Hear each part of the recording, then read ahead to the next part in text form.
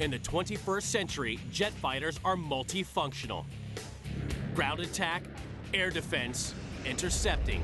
They've got all the bases covered. Rewind to World War I, and combat aviation was a lot simpler.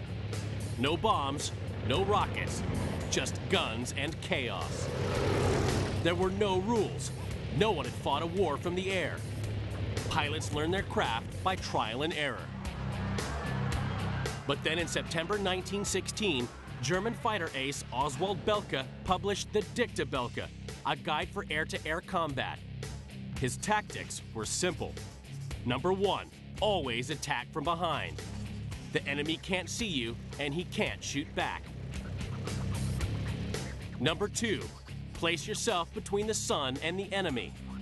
This blinds him for a few seconds, and he can't aim accurately. But the classic dogfight is basically a turning fight to position one aircraft on the tail of the other.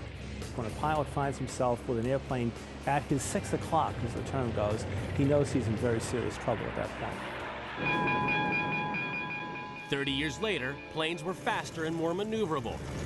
But Belke's principles still applied to the ballet in the skies.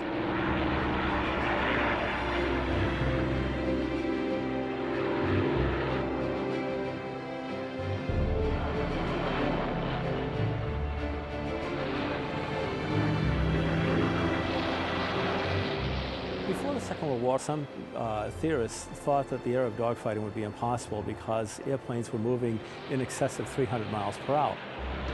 Targeting became a combination of guesswork and basic deflection. This involved firing the guns into the space ahead of the target to allow for the speed of the enemy plane and the speed of the bullets.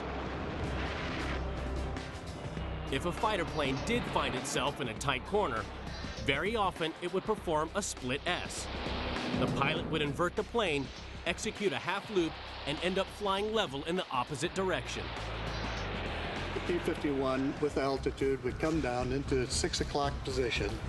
Usually the 109 would try to pull up and you'd go into a split S, and hopefully you would end up on its tail and be able to shoot it down. The Mustang could go as tight as you could pull it. Whatever you wanted it to do and you were capable of doing, it would do. We could keep up with the 109. We could outperform it, outturn it, we could outdive it. We could outfly the 109. 3 P-51 groups, the 8th, 9th, and 15th, shot down an incredible 4,950 German planes. But dogfights weren't limited to Europe. In the Pacific, American and Japanese fighters also engaged in fierce air-to-air maneuvers. American pilots would team up in pairs, flying the ingenious Thatch Weave.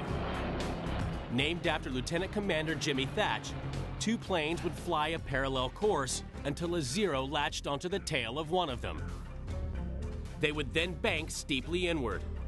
If the enemy pilot followed his target, it would lead him into a deadly position, where the other member of the team could shoot him down. In the 1950s, the end of the dogfight seemed near, when the first air-to-air missiles became operational. The reason? Why go toe-to-toe with machine guns when you can safely destroy an enemy plane from distance with a missile?